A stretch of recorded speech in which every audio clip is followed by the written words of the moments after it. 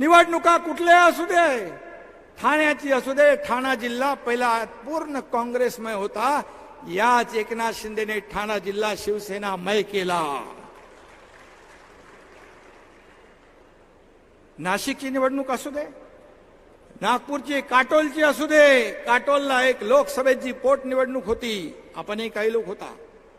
कुठली निवडणूक असू दे, महापौर पदाची असू दे, कसली असू दे, खासदारकी असू दे, पोट निवडणूक असू दे, हा एकनाथ शिंदे आपली सगळी टीम घेऊन जायचा, सगळं करायचं, जे जे लागतं ते सगळं, आणि त्या माणसाला विजयी करायचा.